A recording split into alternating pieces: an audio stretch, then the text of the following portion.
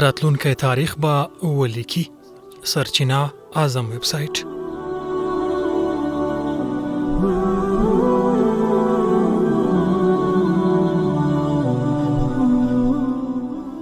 تاریخ په ولیکي چې د غزي مسلمانان د اسرائیلو په وړاندې یوازې وجنګېدل، په داسې حال کې چې په ګاونډ کې 21 عربي هیوادونه له عسکري ځواکونو سره پراته وو او هیڅ هیواد هم د هغوی ملاتړ ونه کړ.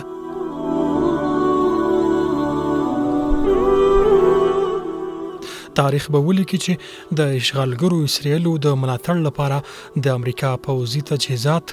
د اردن د شاهزاده حسن له هوایي پایګاه راولېږل شول.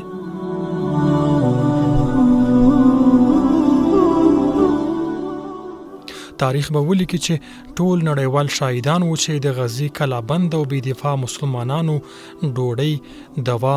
او اوبو ته سخت احتیاج وو، خو د مصر عربي حکومت ونه توانید چې یو موټر مرسته هم مسلمانانو ته وروړي.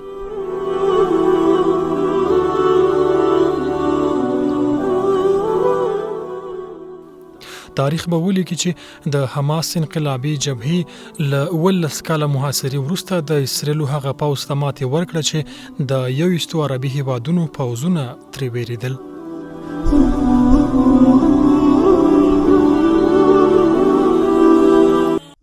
تاریخ به ولیکي چې د غزي مسلمانانو د اسلامي امت د عزت او کرامت لاره پرانیستله او په خپلو مورچلو کې کلک ودرېدل او د اشغالګرو او د هغوی د مزدورانو پر وړاندې ضعیفه خبره هم ونه کړه، په داسې حال کې چې د عربي هیوادونو سروالان له اسرائیلو سره د ډیپلوماټیکو اړیکو په عادي کولو او ټینګولو لګیا وو.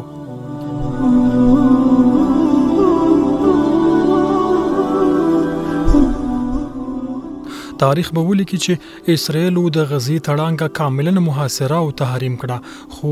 له 50 اسلامي هیوادونو یو هم پر اسرائیلو موقتی تحریم هم ونه لګاوه او له جمهوریت اسلامي پرته هیڅ عرب او مسلمان درباري د اسرائیلو په وړاندې د فلسطینیانو د برحق داعی ملاتړ ونه کړ.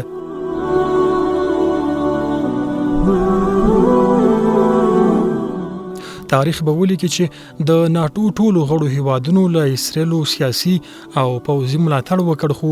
یو اسلامي هیواد هم په جرأت سره د مظلومو فلسطینیانو ملاتړ ونه کړ او 20 کاله یې د اسرائیلو له خوا د فلسطینیانو د عامو وژنو ننداره کوله.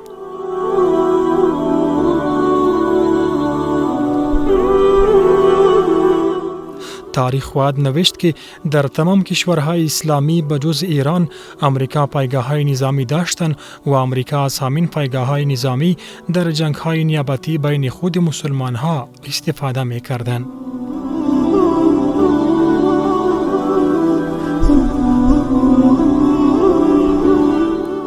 تاریخ به ولیکي چې پیغمبر صلی الله علیه وسلم فرمایلی و چې مسلمان د مسلمان ورور دی، نه خو پر هغه ظلم کوي او نه هم د ظالم په وړاندې تنها پرېږدي، بلکې د هغه دفاع او ملاتړ کوي. خو په تیرو 20 کلونو کې چا هم لکه څنګه چې ښایي د فلسطیني مسلمانانو ملاتړ ونه کړ او آن چې مهاجر فلسطینیان په عربي هیوادونو کې هم پټ اوسېدل.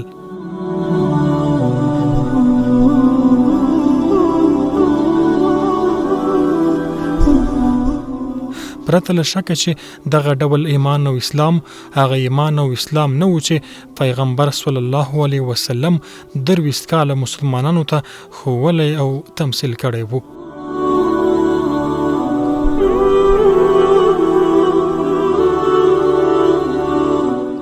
پرته له شکه چې دغه ډول مسلمانی د اسلام د دوران جوړونکي او انسان جوړونکي قانون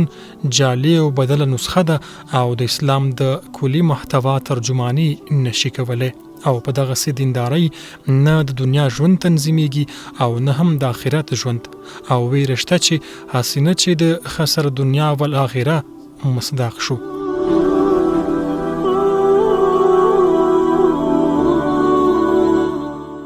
ولادیمیر پوتین رښتیا ویلي و چې که ماته په اسلامي هیوادونو کې څوک یو سیاسي زعیم هم راوښیي چې د غربیانو مزدور او لاسپوڅی نه وي، په هغه ساعت مسلمانېږم.